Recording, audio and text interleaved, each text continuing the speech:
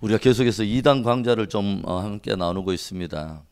이 앞전 시간까지 우리는 어떤 단체들을 좀 살펴봤냐면 1800년대 후반부터 미국을 배경으로 태동했던 이단성이 있는 종교 세 가지를 함께 나눠봤어요.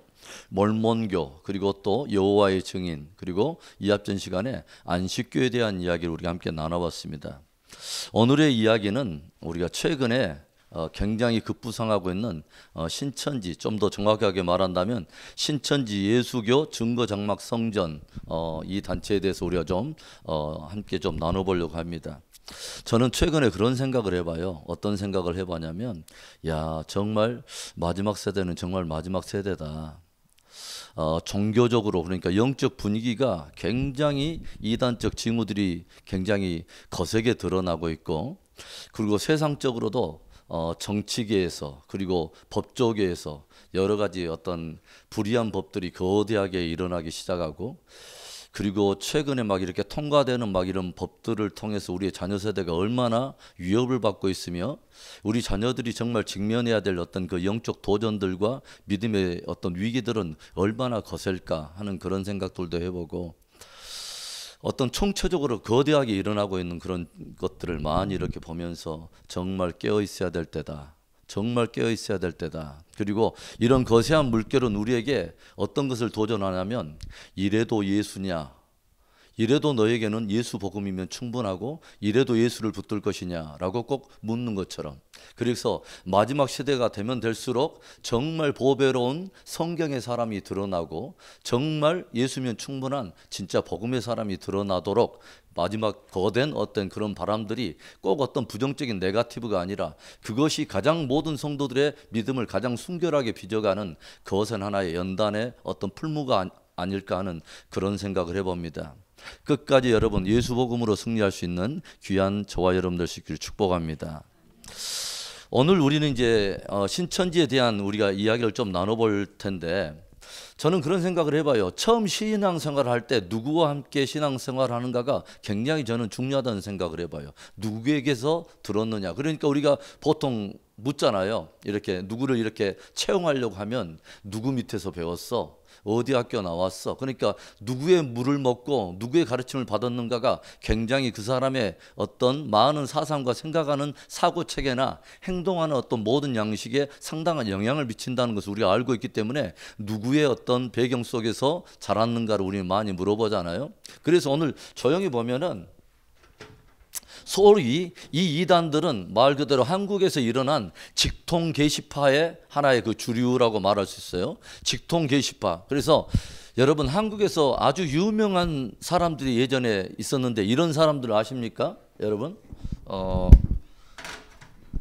박태선 씨 여러분 아세요? 들어봤어요?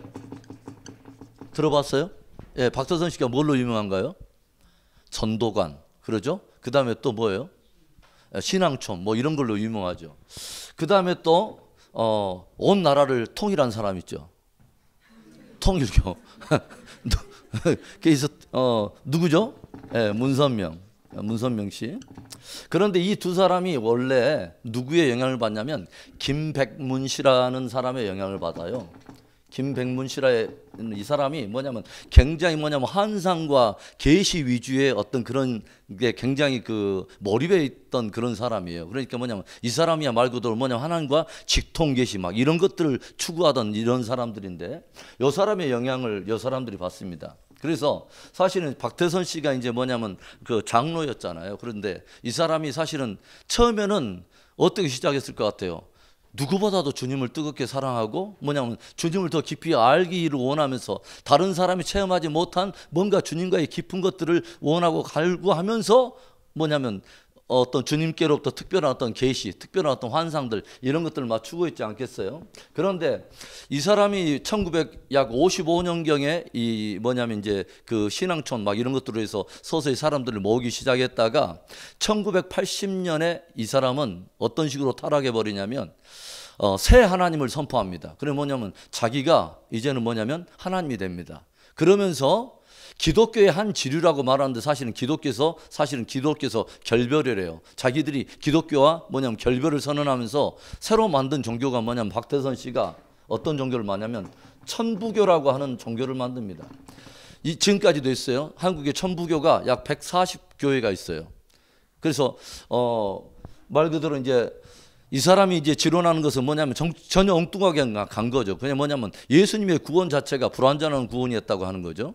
그래서 뭐냐면 자기가 이제 하나님의 자리에 딱 등극을 하고 자기가 새 하나님이 돼요. 그래서 이제 박태선 씨가 이것을 만드는데 이 박태선 씨의 영향을 받았던 신앙 차원에서 함께 영향을 받았던 아주 유명한 사람이 또 한 사람이 있는데 누구냐면 유재열 씨라는 사람이 있습니다.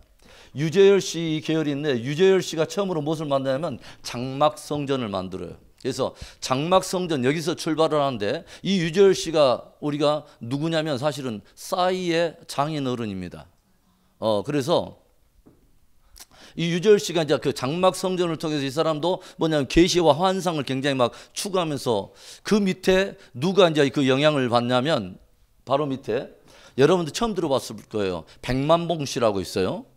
백만봉 씨라고 있는데 이 사람이 유재열 씨에 함께 영향을 받고 이때부터 누가 들어오냐면 이만희 씨가 유재열 씨 장막성전에 들어가서 신앙생활을 출발을 해요. 그래서 뭐냐면 그러면 이만희 씨는 어떤 신앙 색깔을 가졌을지 여러분 대충 이해가 되죠. 뭐냐면 약간 직통계시, 그 다음에 뭐요? 계시와 환상 막 이런 것들, 그 다음에 종말론적 교리들. 그래서 이 백만봉 씨는 이 사람은 뭐냐면 주님의 재림 날짜를 이렇게 예언을 했다가 그게 빗나가요. 그래서 이 사람들의 영향을 받던 이만희 씨가 백만봉 씨를 밀어내고 여기서 탈퇴해서 자기를 추종하던 사람들을 함께 모아서 1984년에 이제 드디어 뭘로 출발하냐면 말 그대로 신천지 예수교 증거장막 성전이라고 하는 이름으로 드디어 출발을 해요. 1984년에. 그러니까 저희 보면은 이 신천지는 굉장히 빠른 시간에 급성장하는 막 엄청난 일들이 있었죠. 그리고 이만희 씨가 자기가 사실은 추정했던 유재열 씨를 비난하면서 명예훼손죄로 고소를 당해서 감옥도 한 5개월, 6개월 갔다 와요. 하여간 그런 일들이 있게 되는데 이만희 씨가 이제 1984년에 그런 일들이 있게 되면서 이 사람이 어떤 이제 주장을 하냐면 자기가 뭐냐면 두 감람나무 중에 한 사람이다 라고 이제 교리를 만들기 시작해요. 두 감람나무 중에 한 사람이고 그 다음에 여러분 요한계시록을 누가 지었죠? 누구를 통해서 하나님이 기록하게 하셨냐면 사도 요한을 통해서 기록했어요. 그런데 이제 이만희 씨가 자기가 절체면 두 증인 중에 한 사람, 또 두 감람나무 중에 하나라고 자기 절체에 주장하다가 그 다음에 뭐냐면 자기가 사도 요한의 반열에 서 있는 선지자라고 말을 해요. 그러니까 뭐냐면 이제 서서히 뭐냐면 요한계시록은 누구의 주로 이렇게 애용물이냐면 이단의 아주 애용물이죠. 아주 애용하기에 좋은 데가 요한계시록입니다. 왜냐하면 대부분이 상징으로 많이 기록되어 있기 때문에 빈틈을 뚫고 가려면 굉장히 좋은 먹잇감이 요한계시록이에요. 그러니까 제가 사실은 미국에 가지고 여러분들에게 계속 요한계시록을 이제 강의를 해가지고 이제 우리 그 인터넷 사이트에도 올렸고 제가 우리 신목사님도 우리 바울교에서도 있었지만 저는 청년들에게도 요한계시록을 계속 강의를 했었습니다. 왜냐하면 요한계시록이 굉장히 중요한 부분이 될 거라는 것이 계속 제 마음에 왔기 때문에 이 부분이 자칫 잘못하면 이 부분에 대한 건강한 요한계시록을 해석하는 관점이 열리지 않으면 굉장히 많은 사람이 미혹을 받겠다라는 생각을 하면서 제가 그 부분을 강의를 했는데 이 사람이 사도 요한의 어떤 반열에 선 선지자라고 자기가 이제 서서히 개입을 하게 들어가고 그 다음에는 어떤 이상한 말들을 이렇게 논리를 펼치냐면 방금 제가 요한계시록 우리 말씀을 읽을 때 이런 말을 해죠. 예수 그리스도의 계시라. 이는 하나님이 그에게 주사. 그는 누구냐면 예수님에게 주사. 그 다음에 뭐요? 반드시 속히 될 일들을 그의 종들에게 알리시려고 그 천사를 누구에게 보내냐면 요한에게 보내어 지시하신 것이라. 그러니까 계시의 절차를 사도 요한은 분명히 밝혀요. 뭐냐면 하나님이 예수님에게 주시고 예수님이 천사를 보내셔서 요한에게 알리셔서 그 종들에게 알게 하셨다. 그래서 그 종들은 모두 다 하나님의 교회와 성도들에게 요한계시록이라고 하는 말씀을 가르쳐야 될 의무가 있는 것입니다. 할렐루야. 저는 그런 생각을 해봐요. 어떤 많은 사람들은 요한계시록을 건들면 섣불리 건들다가는 큰일 난다. 이것 때문에 많이 이단에 빠진다. 그러니까 아무도 건들지 않으니까 이단의 먹잇감이 되는 거죠. 뭐냐면 가장 보편적인 기본적인 어떤 그 관점만 있어도 그런 것에 넘어가지 않을 텐데 아예 요한계시록을 다 닫아놓으니까 이게 뭐냐면 사단의 아주 전략적 무기의 영역이 된다는 거죠. 사실은 요한계시록만큼 중요한 책이 없고 요한계시록만큼 성도들과 마지막 이 교회에게 최고의 복음인 바로 책이 요한계시록인데 제가 늘 말하잖아요. 창세기로부터 쭉 복음이 흘러가다가 하나님이 무엇인가 이루실 일들을 쭉 성경에 이렇게 다 기록해 놨는데 유다서까지 갔는데 갑자기 요한계시록이 갑자기 딱 닫혀 있다. 그러면 우리의 신앙은 굉장히 오리무중이 되는 거죠. 도대체 마지막에는 하나님의 복음이 도대체 어떤 방향을 지향하고 있고 도대체 하나님은 무엇을 하려고 하시는 거야? 우리는 도대체 어디를 향해서 나가야 되는 거지? 역사의 마지막 방향은 어딘 거야? 우리는 모두 다 오리무중에 빠지게 돼 있다고 하는 것이죠. 그래서 사실은 마지막 시대 교회와 성도들 위해서 최고의 주신 하나님의 최고의 복음 중에 복음은 요한계시록이라고 저는 믿습니다. 할렐루야. 그래서 이런 계시의 절차를 사도 요한이 말을 하고 있어요. 하나님이 예수님에게 주셔서 천사를 보내시고 요한에게 보내어 지시한 것이다. 이것은 모든 종들과 교회들이 알기를 주님은 반드시 원하신다. 그런데 이제 이만희씨는 이런 논리를 펴는 거죠. 뭐냐면 사도 요한에게 뭐냐면 하나님이 예수님을 통해서 보내주셨다면 예수님을 통해서 결국 뭐냐면 천사를 통해서 보내어 지시한 것은 다 성령을 통해서 일어난 일인데 성령, 그러니까 진리의 영을 통해서 되어진 것인데 우리가 보통 성령을 뭐라고 말합니까? 보혜사라고 말하죠. 보혜사 성령. 그 다음에 진리의 영, 진리의 성령. 그래서 요한복음에도 뭐냐면 진리가 너희를 자유케 하리니 그런 말을 하죠. 그래서 진리의 영이 우리에게 와야 된다고 하는 거죠. 그래서 성령으로 이 모든 계시가 되어졌다면 성령인 즉 보혜사가 임해서 요한이 이 모든 마지막 시대의 계시를 알았다면 보혜사의 충만함을 입고 마지막 시대의 진리를 밝힌 요한은 보혜사라고도 말할 수가 있을 것이다. 아주 이제 이상한 논리가 시작되는 거죠. 그러니까 뭐냐면 이런 논리가 되는 거죠. 성령이 누구에게 임해가지고 누군가가 뭐냐면 그의 진리의 영으로 말미암아 어떤 계시나 어떤 것들을 풀어내면은 이 사람이 도대체 곧 뭐가 되냐면 보혜사 성령이 될 수도 있다고 말할 수 있지 않겠느냐. 이런 논리를 펼치는 거죠. 왜 이제 그런 말을 펼치냐면 자기가 아까쯤에 뭐라고 말했죠? 두 감람나무 중에 하나였다가 그 다음에 뭐예요? 사도 요한의 반열에 있는 즉 뭐냐면 보혜사 성령을 통해서 마지막 시대의 계시와 환상, 계시록에 대한 모든 말씀을 통달하게 됐다. 그렇다면 사도 요한이 성령의 은혜로 말미암아 보혜사적 어떤 그런 위치를 확보했다면 자기도 역시 뭐가 되냐면 사도 요한의 사도적 반열에 서 있는 뭐가 되느냐면 보혜사 성령. 그래서 뭐냐면 이제 자기가 이제 보혜사 성령의 나중에는 자기가 이제 보혜사 성령이 돼요. 그러니까 굉장한 이제 논리가 이제 진행이 되는 거죠. 어떤 것을 이제 주장하기 시작하면 마지막 시대 예수님이 이미 뭐냐면 재림을 했는데 뭘로 재림을 했냐면 영으로 재림했다고 말을 해요. 뭐라고 말하냐면 이 보혜사 성령으로 말미암아 예수님이 벌써 재림을 했고 누구에게? 자기에게 재림을 했고 예수님은 그러니까 신전제사는 뭐냐면 이만희 씨가 와가지고 예수님의 영으로 충만함을 입고 예수님의 마지막 지금 재림 사역을 하고 있다라고 이 사람들은 철두철미하게 믿고 있다는 거죠.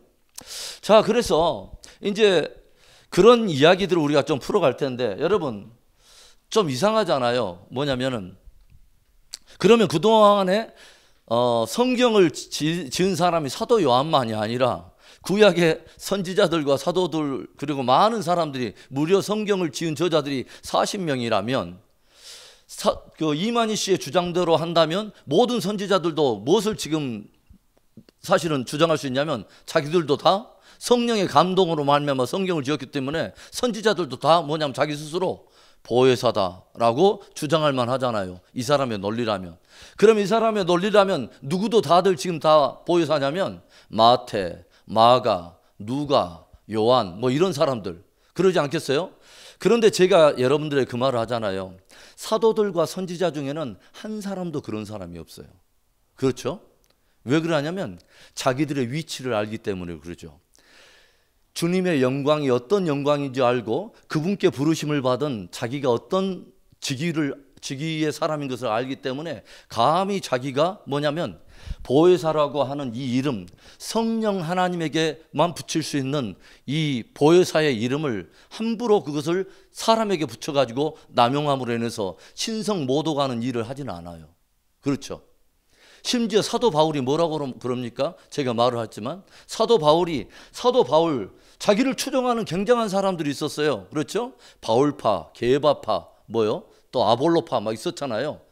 고린도 교회. 그러니까 이 자기를 추종하는 사람들을 가지고 파당을 지어서 뭔가를 만들어내려면 사도들도 어마어마한 어떤 것들을 구축할 수 있었어요. 그러나 사도들이 뭘 경계합니까? 막 오히려 꾸짖잖아요. 자기를 추종하려고 하는 그 성도들을. 야, 너희가 바울의 이름으로 세례를 받았냐? 야, 베드로가 너희를 위해서 십자가에 못 박혔단 말이야? 라면서 그 사람들이 사람에게 오히려 추종하고 사람에게 초점을 가지고 따라오려는 자칫 잘못한 사람 위주의 추종적인 잘못된 신앙을 오히려 꾸짖는 거 아닙니까? 그래서 뭐라고 말합니까? 나는 심었고 아볼로는 막 물을 주었고 그 다음에 누구는 거뒀고 그러나 심는 자나 뭐냐면 거두는 자는 아무것도 아니로되 오직 자라나게 하시는 분은 하나님 한 분이시니라. 할렐루야. 그러니까 굉장히 그 자세나 접근 자체가 다르죠. 그러니까 이단들이 이것이 이제 특색이죠. 조용히 보면요, 저는 그것이 이해가 돼요. 뭐냐면 자칫 잘못하면 교만의 영이 함께 들어오기 시작하면 이단에 빠지기 굉장히 쉬워요. 왜 그러냐면 사람들이 어마어마한 숫자로 추종을 하거든요. 그리고 때때로 기적이 일어나고 사람은요 이상하게 착각할 수 있어요. 뭐냐면 내가 갑자기 무엇인가에 성경을 해석하다가 굉장한 어떤 인사이트가 왔고 와, 이런 안목으로 성경이 이렇게 풀어지는 거 아닌가? 와, 그러면 나는 뭔가가 남들이 갖지 않은 신비한 하나님께로부터 뭔가 어떤 계시의 어떤 은혜를 입은 것 같아. 그런데 요 정도에서 멈춰야 되는데 여기에서 뭐냐면 한 발 더 나가가지고 드디어 이제 사람들이 막 추종하기 시작하고 뭔가 역사가 일어나고 그러면 사람들은요 자칫 잘못하면 뭐가 되냐면 야, 그러면 많은 사람들의 해석보다 내 어떤 받은 계시의 해석을 절대화하고자 하는 그런 유혹이 찾아와요. 그리고 이것 아니면은 다른 사람들은 다 정죄하고 다른 사람들을 잘못됐다고 하는 그런 어떤 교만이 함께 들어오기 시작하면서 막 기적도 일어나고 막 이렇게 시작하면서 뭐냐면 혹시 내가 진짜 마지막 시대에 어떤 예언되어 있는 어떤 특별한 사람 아니야?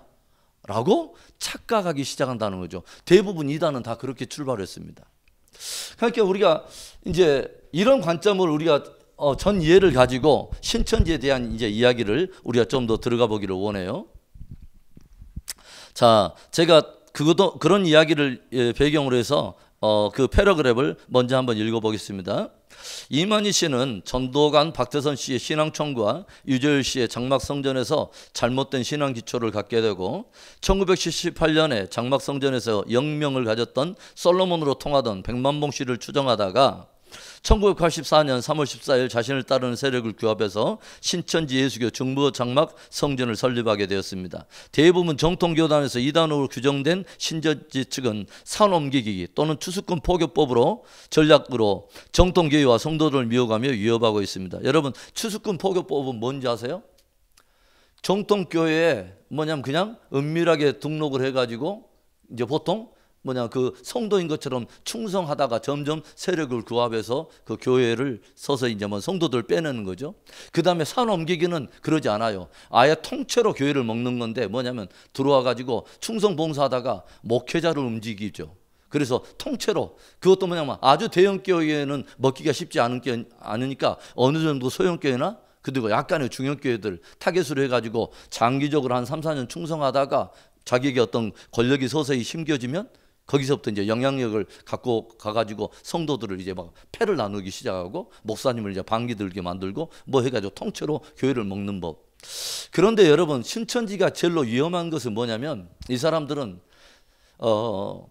자기들이 뭐냐면 어떤 그 신천지요 사람을 끌어들거나 교회를 먹기 위해서 행하는 모든 거짓들을 뭐라고 말을 하냐면 모략이라고 말을 하죠. 모략. 그러니까 뭐냐면 내가 이 믿음을 지키기 위해서 내가 부모님께 거짓말하고 그 다음에 뭐냐면 내 성도들 정통교회에 들어와서 위장 전입해서 거짓으로 함께 신앙생활하다가 그 다음에 거짓 충성하고 거짓으로 뭐 하는 것이 다 용납이 돼요. 뭐냐면 그 정통교회들이 다 바벨론 교회이기 때문에, 그리고 정통교회 목사님은 다 거짓 목자이기 때문에 그것을 자동적으로 먹는 것이 아무래도 양심의 가책이 되지 않고, 그것이 뭐냐면 다 그것이 뭐라는 단어로 다 용납이 되냐면 모략이다. 이게 다 거짓을, 그러니까 어떻게 보면 신천지 안에서는 무엇을 다 정당화해서 가르치냐면 거짓을 그냥 허용을 해주고 오히려 그것을 정당화시키는 그런 방법이 있다고 하는 거죠. 자, 그래서 저는 이제 그 요한계시록을 제가 여러분에게 강의할 때 제일 첫 시간에 제가 이런 말을 했습니다. 여러분, 요한계시록 전체에는 상징적 표현들이 너무 많습니다. 그래서 2단의 아주 주 메뉴가 요한계시록이 될 수 있는데, 요한계시록의 전체적인 핵을 끊고 있는, 전체적인 해석의 방향을 끊고 가고 있는 아주 중요한 구절이 요한계시록 1장 1절의 말씀입니다.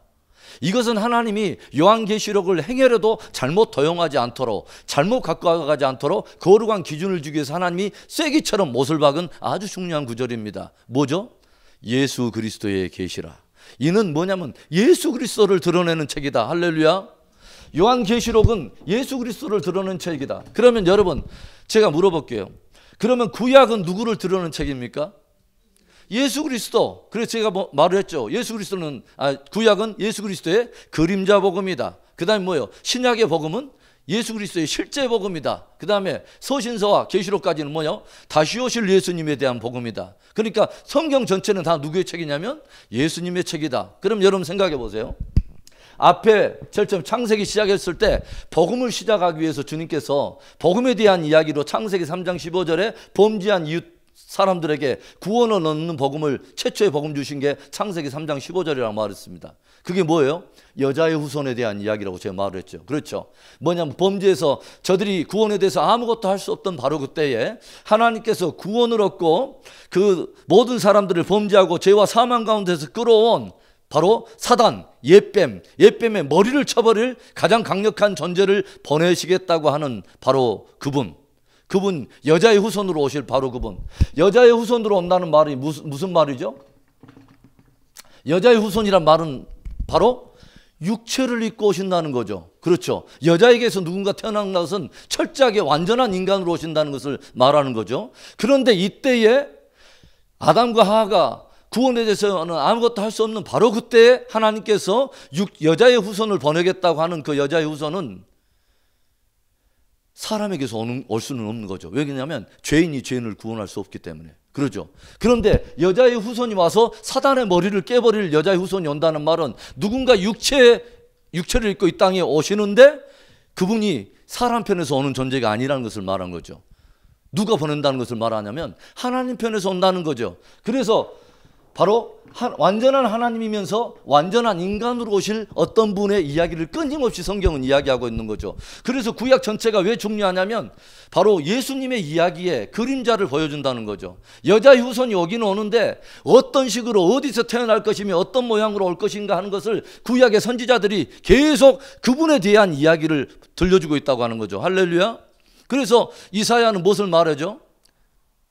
보라, 처녀가 잉태하여 아들을 낳으리니. 처녀가 잉태하며 아들을 낳을 기이한 일들이 일어나는 거죠. 역사로는 도저히 인간의 과학이나 이성으로는 도저히 해결이 안 되는, 설명이 안 되는 그 일이 역사 속에 일어나는데 이사야서 7장 14절이 출발할 때에 어떤 말이 하냐면 주께서 친히 징조를 너희 가운데 주시리니, 주께서 친히 징조를 너희 가운데 주시리니, 그러면서 처녀가 잉태하여 아들을 낳으리니, 이 말을 나옵니다. 그럼 뭐냐면 하나님께서 모든 인생들에게 주는, 친히 보여주신 놀라운 징조가 하나 있다. 모든 인생들에게 다 아라고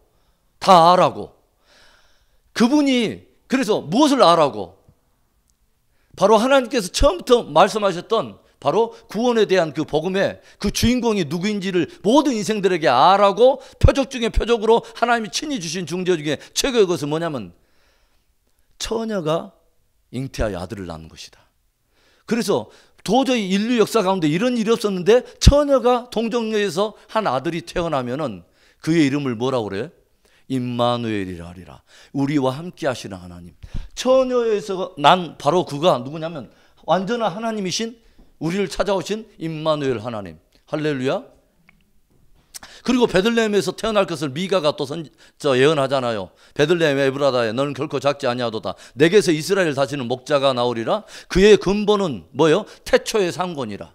그의 오리진이 출처가 어디냐면 영혼에서부터 온 분이라는 거죠. 할렐루야. 베들레헴에서 태어난 동정녀에서 탄 한 아기가 아기의 모습으로 오는데 우리는 그의 이름이 뭐라는 걸 아냐면 동정녀에서 태어난 바로 그의 이름이 임마누엘이라는 걸 알아요. 할렐루야. 하나님의 복음 안에서.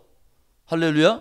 그래서 이제 이런 일들이 있게 되는데 여러분 여자의 후손에서 대한 이야기 꾸준히 이야기하고 이것이 뭐냐면 나중에는 결국은 이 땅에 예수님이 오실 때 예수님으로 인해서 성취된 것을 마태가 계속 구약에 이러이러한 말씀을 이루려 함이라 라고 끊임없이 증거를 하죠. 그렇죠.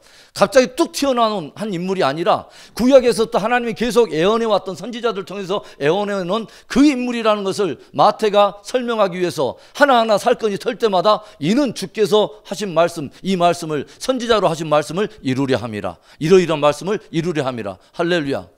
그래서 예수님이 바로 그분이라는 것을 이야기했고 그 다음에 뭐요? 사도 요한도 예수 그리스도의 계시라 딱 이라고 이야기했는데 여러분 꾸준하게 하나의 주제를 가지고 관통하고 그 동일한 인물에 대한 이야기를 끊임없이 들려줬는데 마지막에 갑자기 또 다른 인물로 둔갑을 한다. 여러분 이런 게 있을 수 있을까요? 이런 일이 있을 수 있어요? 그리고 그 특정 인물에 대해서 성경이 그래도 좋다고 연결고리를 줄 만한 힌트를 성경은 한 번도 할애하지를 않아요. 제가 말을 했죠. 다 예수님의 이야기예요. 끝까지 예수님의 이야기예요. 할렐루야. 갑자기 그래서 제가 요한계시록을 말하면서 이런 말을 했습니다. 그래서 예수 그리스도의 계시라라고 하는 1절이 전체 계시록을 풀어가는 아주 핵심적인 말씀입니다 라고 말하면서 그렇기 때문에 계시록을 풀어갈 때 여러 가지 상징적인 또는 비유로 드러나 있는 모든 것에 대한 이야기를 특정한 인물로 또는 특정한 장소로 특정한 단체로 연결시키면 다 이단입니다. 내가 말을 했어요. 기억나세요? 그러니까 요한계시록에 나오는 어떤 특정한 어떤 인물이 나와 어떤 표현한 거. 예를 들어서 두 감람나무 어떤 뭐 특별한 어떤 표현으로 나와. 그런데 이것을 예수님이 아닌 특정한 또 다른 인물로 이렇게 풀어간다. 그리고 뭐냐면 성경에 나오는 1차적인 하나의 장소가 딱 있는데 갑자기 그 장소를 특정한 장소로 끌어가. 그러니까 예를 들어서 지금 뭐냐면 새 예루살렘 그 증거 장막은 과천에 있다. 아니면 영문산으로 오신다.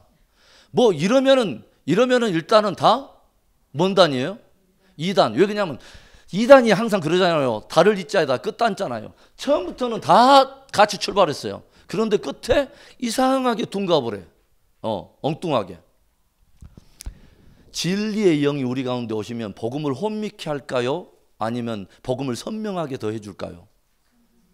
선명하게 하죠. 성령은 누구의 영이에요? 하나님의 영이면서 그리스도의 영이에요. 성령이 오시면 누구를 드러내냐면 하나님과 예수 그리스도에서 정확히 드러내세요. 할렐루야. 엉뚱한 인물을 드러내지 않아요. 엉뚱한 인물을 드러내므로 해서 복음을 혼미케 하지 않아요. 오히려 예수 그리스도에 대해서 정확히 우리가 알 수 있도록 예수님의 영으로 우리를 충만케 하셔서 그분의 영광을 더 알게 해요. 할렐루야. 그 다음에 뭐요? 어떤 또 숫자나 어떤 무리가 나오는데 그 사람들을 자기의 단체로 연결시킨다. 이거 말도 안 되는 이야기들이에요. 그런데 이렇게 막 말을 해줘도 새하늘과 새 땅에 들어가 계신 분들이 많아요. 그리고 놀랍게도 막 열심히 있는 분들이 더 그런 대로. 왜 그러냐면 거기에서는 신천지에서는 뭐냐면 비유풀이라는 것을 해줘요. 비유풀이는 뭐냐면 제가 말했듯이 어떤 성경에 나오는 문자적인 어떤 계시의 일차적 대상을 다 무시해버리고 모든 것을 다 뭘로 해보냐면 영적 의미로 다 바꿔버려요. 그러니까 영적 의미로 바꾸면 무엇이 다 가능해지냐면 예를 들어서 이런 거죠. 두 감람나무. 이것은 뭐냐면 성경에 나오는 일차적인 어떤 그 대상인 두 감람나무에 대한 이야기는 다 무시해버리고 이 두 감람나무 중에 하나가 자기다. 그게 뭐냐면 성경의 두 감람나무에 대한 이야기를 다 무시해버리고 갑자기 감람나무를 특정한 인물로 다 이렇게 바꿀 수 있다면 여러분 그 두 감람나무는 이만희 씨만 될 것이 아니에요. 뭐냐면 누구나가 들어갈 수 있는 모든 여지가 다 열려 있어요. 그러니까 지금까지 한국에만 자기가 자칭 예수 그리스도라고 말한 사람이 지금까지 지금 우리 시대도 살아있는 예수 그리스도가 60명이나 돼요. 왜 그런 것이 가능하죠? 바로 이런 것 때문에 그러죠. 뭐냐면 빌미가 열려 있어. 뭐냐면 어떤 하나님의 주시는 원래 문자적 대상인 바로 그곳을 무시해버리고 다 비유 내지는 영예라고 해가지고 다 영적 해석만 이야기하니까 이런 것들이 가능해지는 거죠. 그렇죠? 뭐 두 감람나무 이야기만 뭐 그러겠어요? 다른 모든 것도 예를 들어서 14만 4천이다. 그럼 14만 4천에 대한 이야기가 계시록에서 이 14만 4천이 어떤 의미로 기록되어 있는가를 조용히 봐야 될 거 아니에요. 14만 4천 이야기 한번 가볼까요? 자, 계시록 7장 가봅시다. 계시록 7장에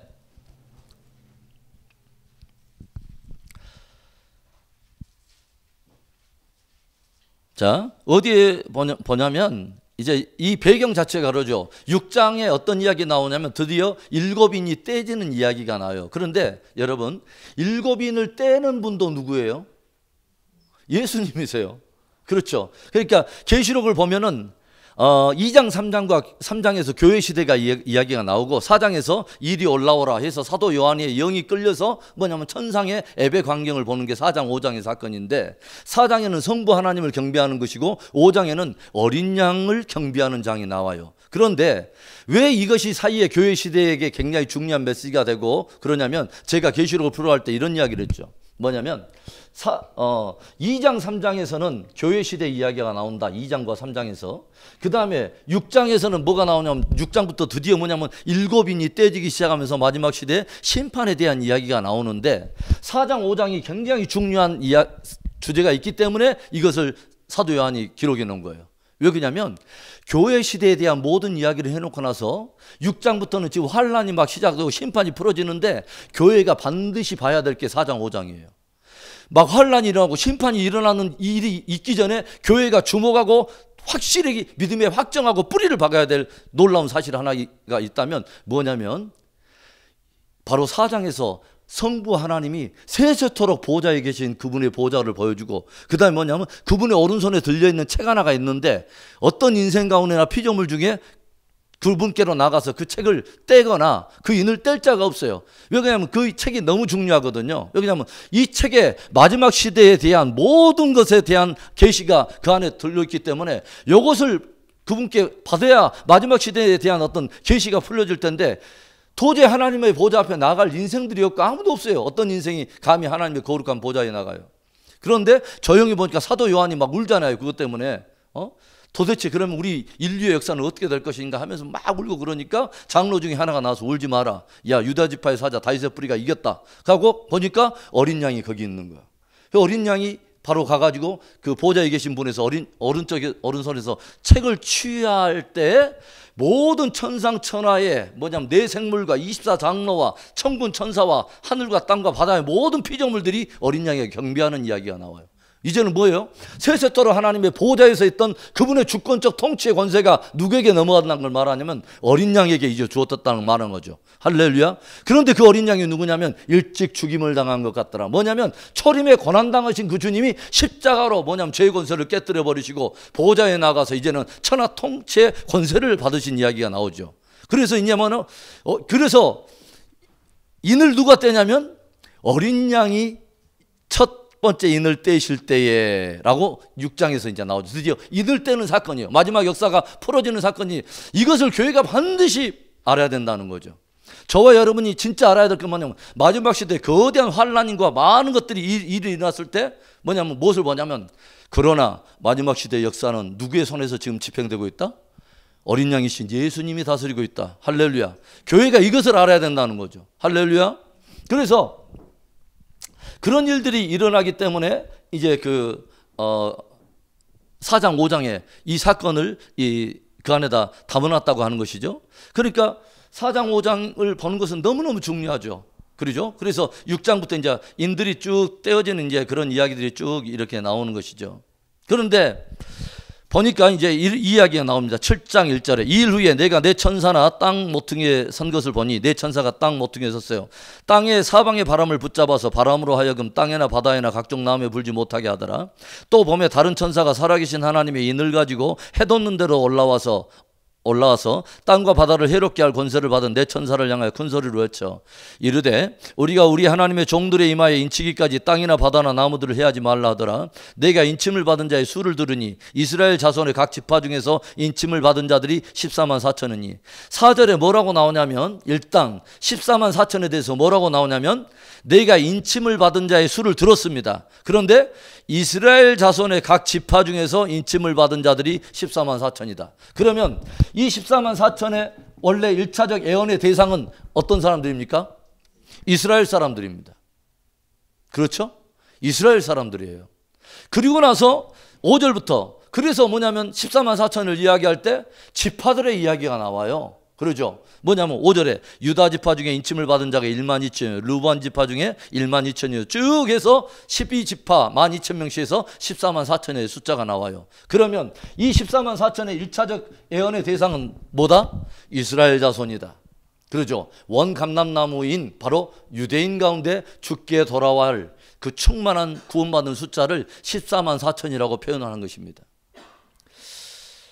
꼭 14만 4천이다 라고 하는 것은 없어요. 사실은 뭐냐면 사실은 14만 4천이라고 말한 그 자체가 사실은 성경에 성경적 상징주의 숫자의 의미들이 있어요. 성경에는 우리가 몇 가지 어떤 뚜렷하게 어떤 신학에서 안 배웠지만 성경 안에서 가지고 있는 영적 의미가 있는 숫자들이 있잖아요. 여러분 그러잖아요. 예를 들어서 뭐 10, 100, 1000만 이런 것은 만수라고 그러죠. 충만할 때 하는 이야기죠. 예를 들어서 이런 숫자는 뭐예요? 40 이러면 어떤 개념이 들어와요? 고난. 그렇죠. 광야의 어떤 고난, 40일의 고난, 40일 금식 막 이런 개념이 들어오죠. 그러죠? 그럼 예를 들어서 뭐 7 하면 어떤 생각이 나요? 완전수. 그렇죠. 그래서 요한계시록에는 뭐가 많이 어떤 숫자가 많이 등장하면 7이 굉장히 많아요. 그렇죠. 7교회. 그다음에 뭐요? 성령도 7영으로 등장해요. 그 다음에 뭐요? 7나팔, 7대접, 7인, 7우레 막 이런 말들이 등장해요. 뭐냐면 이외에 7숫자가 많이 등장하면 마지막 끝에 대한 이야기이기 때문에 그렇죠. 모든 것의 완성을 이야기하기 때문에 완전수가 계속해서 나오는 거죠. 그렇죠? 그 7은 그런 숫자이면서 충만을 나타내죠. 예를 들어서 가면 6은 어떤 숫자일까요? 6은 땅의 숫자면서 불완전한 숫자를 말해요. 그러죠? 그 다음 우리 인간들의 연약함을 뜻하는 것이기도 하죠. 그러죠? 뭐 이런 6과 같은 숫자도 있고 예를 들어서 뭐 3이라 하면은 3일째 하나님의 어떤 그 숫자의 개념도 있고 그렇게 뭐냐면 숫자가 가지고 있는 특별한 어떤 영적 의미들이 있다는 거죠. 그러면 여러분 12는 어떤 숫자 같아요? 하나님의 백성들의 숫자죠. 구약에는 12지파, 신약에는 12사도. 그렇죠. 교회의 숫자의 한 모형이다. 그러면 144는 어떻게 나올 것 같아요? 구약의 12지파에다 신약의 사도에 12사도. 이건 나름 의미가 있죠. 왜 그러냐면 계시록에 여러분 보면 나중에 새 예루살렘성, 즉 새 예루살렘성 계시록 21장, 22장에 보면 뭐가 나오냐면 그 성에 보니까 각 문 위에 12진주 문이 있는데 12진주 문 위에 12지파의 이름이 있더라. 그 다음에 또 뭐냐면 12기초석이 있는데 기초석에 12사도의 이름이 있더라. 나름 의미가 있죠. 그러니까 뭐냐면 구약의 모든 유대지파들 그러니까 뭐냐면 원감람나무인 그 사람들이 누구의 어떤 그런 그 은혜를 받고 함께 들어가냐면 다들 그 12지파적 공동체에 함께 이루면서 거기서 구원을 받아 들어간다고 하는 그런 개념을 가지고 있고, 신약의 모든 교회들은, 성도들은 누구의 믿음에 한 영향을 받고 구원을 받냐면 12 사도로부터 오는 믿음으로 말미암아서 이방인들이 함께 구원을 받는 이야기가 나오죠. 무슨 말인지 알겠어요? 그래서 12 하면 우리는 교회 숫자를 말해요. 그러면 12 곱하기 12는 뭐예요? 144. 그럼 제가 거기에다 10, 100, 1000만 이렇게 몇 개가 공을 다 붙어도 그것은 뭐예요? 완전수 또는 충만한 숫자를 나타내는 거죠. 그게 뭐냐면 14만 4천이나 하면 꼭 14만 4천의 숫자가 아닌 거죠. 뭐냐면 충만한 원감람나무 유대인들이 주께로 돌아와서 구원을 받는 이야기가 있다는 거죠. 할렐루야. 그 다음에 그래서 먼저는 뭐냐면 이스라엘 자손 가운데 각 지파 중에 인침을 받은 자들이 14만 4천이라고 정확히 뭐냐면 유대적 배경을 가르쳐주고 아예 지파들의 이름을 다 기록을 해놨어요. 그 다음에 8절까지 그걸 다 기록한 다음에 9절에는 뭐라고 나오냐면 2일 후에 라고 나옵니다. 그리고 뭐냐면 그 전에 이야기와는 좀 더 다른 세션이 나오는 거죠. 뭐냐면 2일 후에 내가 보니 이번에는 뭐예요? 이스라엘 자손의 이야기가 아니에요. 뭐라고 나면 각 나라와 족속과 백성과 방언에서 아무도 능히 셀 수 없는 큰 무리가 나서 흰옷을 입고 손에 정려가지를 가지고 보좌 앞과 어린 양에 서서 뭐냐면 결국은 뭐냐면 그 구원을 받는 이야기가 나오죠. 그러죠? 14절에 내가 말하기를 내 주여 당신이 아시나이다 하니 그가 나에게 이르되 이는 큰 환난에서 나온 자들인데 어린 양의 피에 그 옷을 씻어 희게 하였느니라. 그러니까 7장에서 이야기하는 것은 뭐냐면 이 이야기인 거죠. 뭐냐면 원감람나무 가지와 돌감람나무인 이방 가지에서 뭐냐면 충만한 숫자가들이 주께 돌아와서 구원을 받는 이야기라는 것입니다. 무슨 말인지 알겠어요? 그게 뭐냐면 그 말 나오잖아요. 사도 바울도 이방인의 충만한 수가 이르기까지 유대인의 덜어는 완화가게 된 것이라. 그러니까 이방인의 충만한 수가 주께 구원을 받아요. 그것은 우리들이 헤아릴 수 없어요. 뭐냐면 주께서 정하신 충만함의 분량이 있기 때문에 주께서 원하신 만큼의 충만한 숫자가 돌아와서 구원을 받아요. 할렐루야. 그러면 이방인뿐만 아니에요. 유대인들 가운데서도 충만한 숫자가 주께 돌아와서 구원을 받는 이야기가 성경의 마지막 역사의 아주 하이라이트에 기록이 되어 있죠. 그래서 제가 뭐라고 말하냐면 마지막 시대에 굉장히 중요한 역사의 히든카드의 역할을 할 민족이 있는데 바로 누구냐면 바로 이스라엘이다. 제가 말을 하잖아요. 그러니까 이런 이스라엘적 어떤 유대적 배경을 분명히 먼저 거론했음에도 불구하고 그것을 1차적인 문자적 세상에서 다 잃어버리고 이스라엘 자체를 뭐라고 하냐면 다 비유적으로만 해석해버려요. 그래서 저는 그런 생각을 해요. 무엇을 하냐면 이것도 하나의 제가 금요 특강 제일 첫 번째 시간에 한 주제를 여러분 기억하세요? 대체주의 신학의 모순이라고 하는 것을 제가 강의했어요. 대체주의 신학은 뭐냐면 이제는 이방 교회가 다 이스라엘이다 라고 하고 해석을 하는 거예요. 그러니까 원래 이스라엘 안에 가지고 있었던 모든 하나님의 계획을 이제는 뭐냐면 다 이제 끝났다. 이스라엘을 향한 모든 구원의 계획은 끝났다. 이제는 누가 다 이스라엘이냐면 다 이방인들 교회가 다 이스라엘이다. 그러면 이방 교회가 다 이스라엘의 입장에 들어가 버리면 이방 교회나 세상은 무엇을 다 놓치게 되냐면 마지막 시대에 하나님께서 유대인들을 향해서 마지막 역사를 풀어나갈 아주 중요한 세션에 하나님의 계획을 놓쳐버려요. 아주 중요한 거. 아주 중요한 역사들의 이야기가 묻어 있는데 그것을 바라보지 못하게 만들어. 영적 해석의 위기는 뭔지 아세요? 예를 들어서 이런 거죠. 그러니까 14만 4천이 말 그대로 어떤 특정한 단체다. 그리고 뭐냐면 어떤 특정한 인물이 재림 예수다.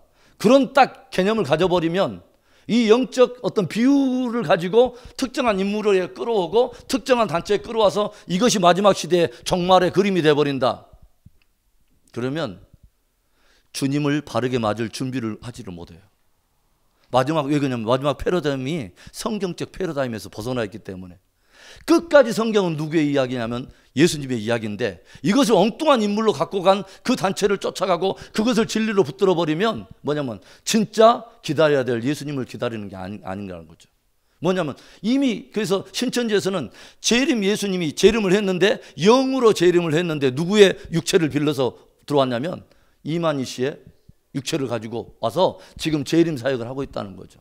그리고 그가 곧 보혜사이기 때문에 그가 인침을 준 자가 구원을 받는다. 그리고 그가 불러들이고 그의 장막에 들어오는, 왜 그러냐면 거기가 지금 새 예루살렘 이미 시작됐기 때문에 그 증거 장막에 들어와야 다 구원을 받아요. 거기서 벗어난 자들은 구원 없어요. 뭐 이런 개념을 가지고 있다면 여러분, 그래서 제가 너무너무 마음 아픈 거야. 그 어마어마한, 지금 한 20만 명이 육박하는 어마어마한 그 신천지들 막 불어나고 있는데 대부분 막 젊은이들이잖아요. 그 어마어마한 젊은이들이 싸잡아서 지옥불로 막 가고 있다는 막 생각하니까 너무너무 막 마음이 아픈 거예요. 너무너무 마음 아픈 거예요. 예? 그러면서 뭐 생각하냐면 그 한 사람의 그 잘못된 그 거짓 가르침, 거짓 선지자, 이 사람의 잘못된 것을 진리로 붙들기 시작하고 거짓 서적하고 통째로 한 어마어마한 그 사람들이 생명을 놓쳐버리고 뭐냐면 미혹의 길로 빠져가지고 영원한 불못으로 들어가고 있다. 막 이런 생각을 하면요, 어마어마한 이야기죠. 이게 어마어마한 이야기. 그래서 제가 성경에는 어떤 이야기가 계속 중요하냐면 진리 전쟁의 이야기를 제가 계속 하잖아요. 창세기부터 성경은 진리 전쟁을 우리에게 계속 들려주고 있다. 그래서 저와 여러분이 무엇을 진리로 붙드는가는 굉장히 중요하다. 그래서 이런 모든 일들이 총체적으로 막 거대한 풍랑이 일고 거대한 비진리의 물결이 일가고 세속주의의 거대한 물결이 일어나고 뭐 SNS 하면서 막 온통 세상이 막 요지경 속으로 막 들어갔고 혼돈과 케이오스에 막 들어가 있는데 이 모든 것들이 결국 우리를 굉장히 도전하게 만드는 하나의 질문 앞에 서게 된다는 거죠. 하나의 질문 앞에 서게 만들어 본다는 거죠. 이런 거대한 풍파와 이런 모든 것들의 거대한 풍파 속에서도 너에게는 예수 복음이 실제인가? 이 질문에 우리가 정직하게 대답하게 만든다는 거죠. 모든 이런 상황과 상관없이 이 거대한 환난과 어떤 거대한 풍파 속에서도 너에게는 예수 복음이 진짜인가? 예수 복음이 너에게 생명이 되었는가? 그 생명이 된 삶을 살아내고 있는가? 라고 하는 것을 진짜 물어본다는 거죠. 그래서 저는 그런 생각이 들어요. 마지막 세대 굉장히 영적 흑암과 혼돈과 미혹과 이런 것이 굉장히 득세하겠지만 또 진리의 사람들도 가장 찬란한 빛을 드러낼 때가 마지막 세대예요. 여기냐면 어둠이 깊어갈 때 빛이, 찬란한 빛이 확 드러나기 때문에 저와 여러분이 빛의 자녀로 드러나는 은혜가 있기를 축원합니다. 굉장히 중요한 이야기죠, 여러분. 그래서 이 사람들은 그런 논리들을 가지고 이제 쭉 이렇게 나오고 있어요. 그러니까 이만희 씨가 뭐냐면 마지막 시대 계시록에 보면 뭐요? 7교회에다 계속 어떤 것을 주님이 도전하면서 뭐냐면 막 책망하잖아요. 진단하고 주님이 평가하시고 실상을 말하면서 이기는 자들은 이러이러한 것을 받을 것이다. 이기는 자. 그래서 계시록은 사실은 이기는 자를 위한 복음이고 이기기 위해서 주님이 들려주시는 도전의 복음이에요. 우리보다 이기라고 주님께서 들려주시는 복음이에요. 할렐루야. 교회들로 하여금 이러이러한 진단, 야 너희들 이렇게 체크하니까 너희들 지금 이러이러한 것이 안 좋아. 그러니까 주님이 진단서 딱 해갖고 처방서 딱 내려준 게 요한계시록 2장 3장 교회에 대한 진단의 말씀이에요. 야 이런 믿음 갖고 있으면 안 돼. 야 너희들 니골라당 용서하면 안 돼. 이세벨의 교훈 용납하고 있으면 안 돼. 이런 거 갖고 있으면 안 돼. 미지근한 신앙 절대로 마지막 시대에 위험한 거야 라고 하면서 말하면서 이러이러한 것들을 이기는 자들에는 이런 것들이 있어. 함께 이기는 자를 위한 도전이 다 교회와 성도들을 위한 주님의 복음인 것이죠. 할렐루야. 그런데 이 이기는 자가 누구냐면 사실은 제일 먼저 이기는 자는 이만희 씨야. 그리고 뭐냐면 이 이만희 씨가 누구의 관점을 갖다고 말했냐, 아까쯤에 사도 요한의 선지자적 관점에 자기가 반열을 서 있어요. 그리고 이제는 자기가 누가 됐냐면 그리스도의 영을 받은 보혜사가 됐어요. 그러니까 뭐냐면 이 사람이 그런 어떤 그 관점들을 가지고 있기 때문에 이 사람이 인을 쳐줘야 되는 거예요. 그 사람들이 구원을 받아. 막 이제 이런 논리들을 막 가지고 있어요. 그리고 이 사람이 천상의 보좌를 보니까 이런 편성이 되어 있더라는 거죠. 뭐냐면 내 생물이 있고 그 다음에 7영의 그 비밀 7영이 있고 그 다음에 뭐냐면 천군 천사들이 있는데 24장로들이 있고 24장로들이 막 있으면서 이런 이야기들을 가지고 그대로 천상의 어떤 그 보호자 앞에 어떤 그 구도를 이 땅의 장막 안으로 들어와서 하늘의 뜻이 이 땅 가운데서 이루어져야 한다 라고 말하면서 과천에다 장막 성전을 짓고 바로 출발한 거예요. 여기가 새 예루살렘 성, 즉 하나님의 뜻이 이 땅 가운데서 이루어질 바로 이곳이다. 그리고 자기가 뭐냐면 재림의 예수가 영으로 자기에게 육체를 입고 있기 때문에 보혜사로 자리하고 있기 때문에 그러면서 뭐요? 그런 조직을 이제 만들어 놓은 거예요. 뭐냐면 거기 보니까 24장로들이 있다. 그래서 12사도 12지파. 그래서 지파장들을 세운 거예요. 지파들을 만들어가지고 그렇게 하고, 이 사람들의 지론은 이거예요. 오늘의 제가 이 이야기는 제가 그냥 스토리텔링으로만 할게요. 여러분 가서 이제 그냥 읽어보세요. 오늘 제 이야기 듣고. 뭐냐면 이 사람들이 이런 논리를 가지고 있어요. 그러니까 뭐냐면 마지막 시대에, 그리고 지금까지 이렇게 쭉 이렇게 순교한 사람들이 14만 4천이에요. 14만 4천인데 이 땅 가운데서 이들이 지금 뭐냐면 신천지 안에서 이기는 자가 돼서 함께 숫자가 차잖아요. 14만 4천에 채워지면 하늘에 이미 준비된 14만 4천의 순교자의 영이 이기는 자들의 육체 안에 들어옴으로 인해서 신천신지가 완성된다. 이런 것을 가지고 있어요.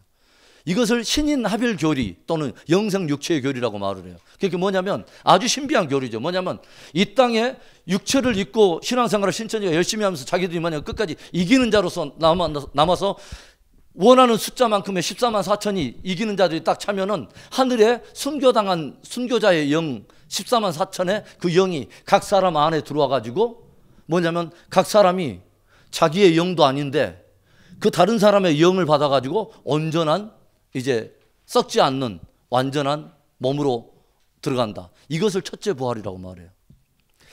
기이하죠, 여러분. 성경은 그러면 어떻게 설명하고 있습니까? 부활에 대해서. 이런 일이 여러분 있어요? 내가 죽었는데 부활할 때 다른 사람의 육체를 입고 내가 부활을 해. 그러니까 뭐냐 그런 거잖아요. 순교자의 영은 다 순교해가지고 다 영은 쪄가 있는데 누구의 육체를 입냐면 이 땅에 있는 이긴 자들의 육체를 입고 결합을 해.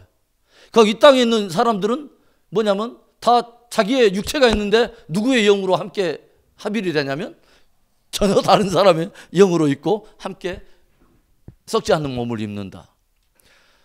말도 안 되는 소리지만 뭐냐면 그 안에 들어가 가지고 있으면 그게 진리처럼 보이는 거죠. 그게 제가 말을 하잖아요.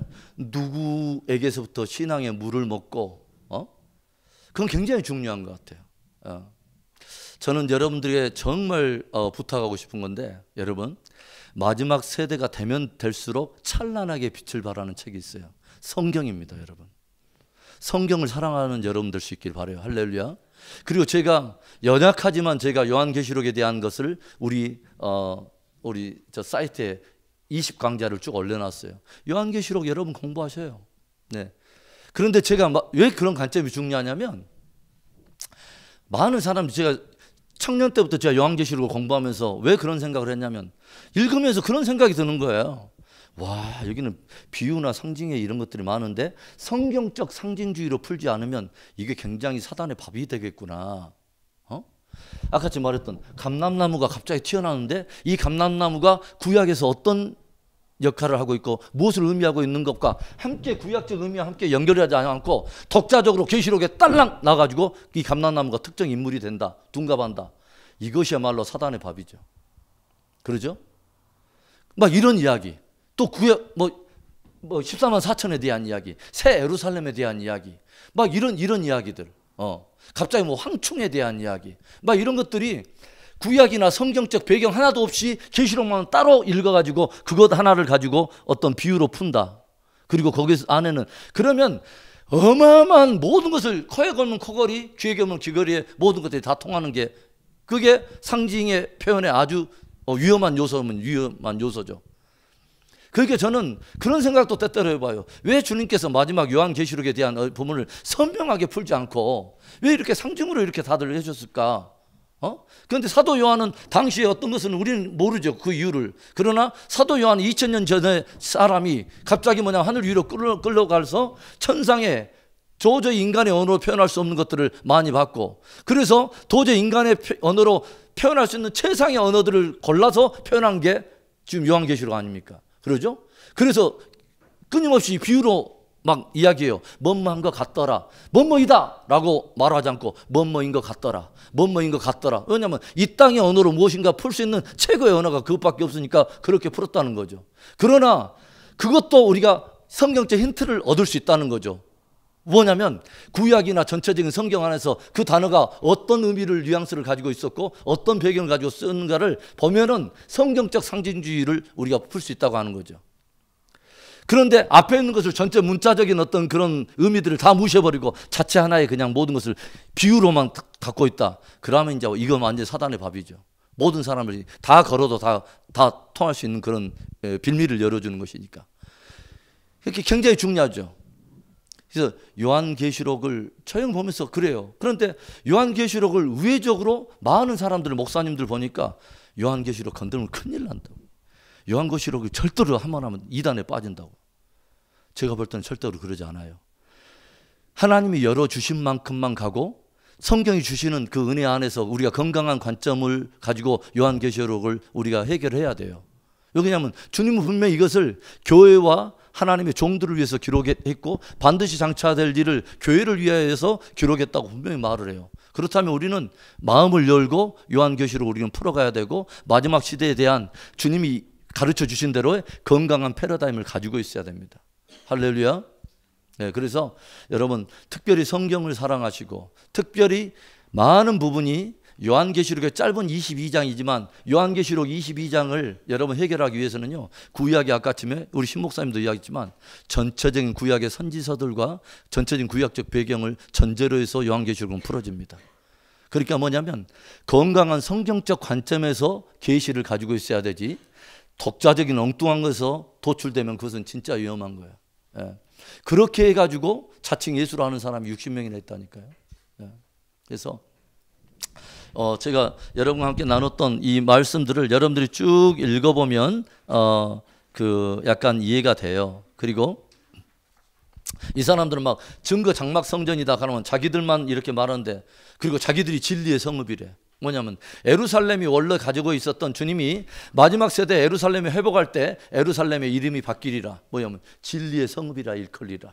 그 다음에 뭐냐면 그날에 주님께서 예루살렘 동편 감람산 위에 그의 발자국이 설 것이요, 그가 성전으로 동문을 통해서 들어갈 때 예루살렘의 성읍의 이름이 바뀝니다. 여호와 싸움 말하리라. 에스겔서에 나와요.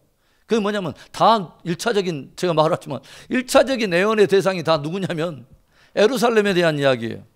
이스라엘에 대한 회복에 대한 이야기인데 이걸 다 자칫 다 무시해버리고 이제는 다 뭐냐면 우리가 이스라엘이고 여기 과천이 예루살렘이고 에덴 동산이 여기고 막 이런 개념을 가지고 있으니까 그러지 않습니다, 여러분. 성경은 어떤 식으로 구성됐냐면 구약을 철저적으로 구약 이스라엘이라고 한 나라를 표본으로 두고 문자적인 예언을 다 거기에다 쏟아놓은 다음에 신약의 교회 시대가 올 때 우리가 이렇게는 이해를 할 수 있어요. 야, 구약에 이러이러한 이스라엘이 이런 일을 하면 이렇게 당했네, 이런 심판이 있었네, 이렇게 하면 축복을 받았네, 이러이러한 예언들이 성취됐구나.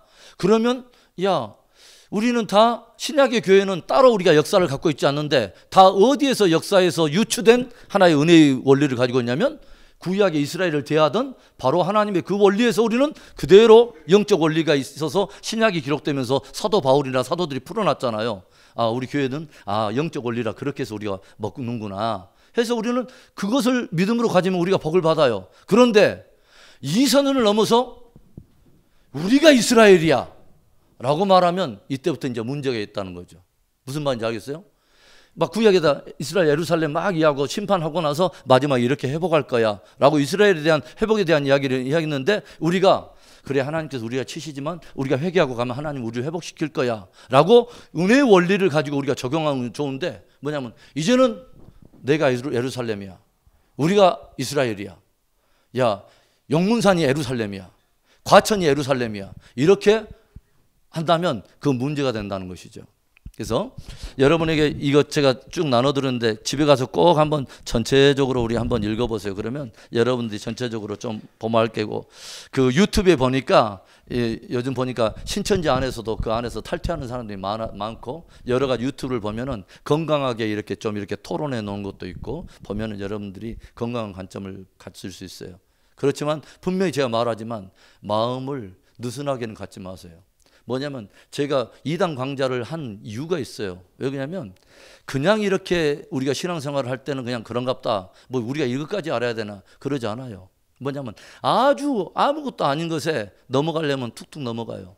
그 말은 무슨 말이냐면 내가 복음 안에 견고하게 서 있어야 된다는 거죠. 그런데 복음 안에 견고하게 서 있으려면 뭐냐면 다른 사람들이 무엇으로 공격을 당해서 넘어졌는가를 우리가 변증학적으로 조금 이렇게 살펴볼 필요가 있겠다 싶어서 예방주사 녹능격으로 제가 금요 특강의 2단 강좌를 하고 있는 것입니다. 그래서 이렇게 그냥 지나가지 마시고 꼭 다시 한번 또 이렇게 리뷰도 해보시고 하면서 여러분들이 정말 말씀의 사람, 성경의 사람, 지금은 그럴 때입니다. 성경적 가치관을 가지고 승리하는 복된 믿음 되기를 축원합니다.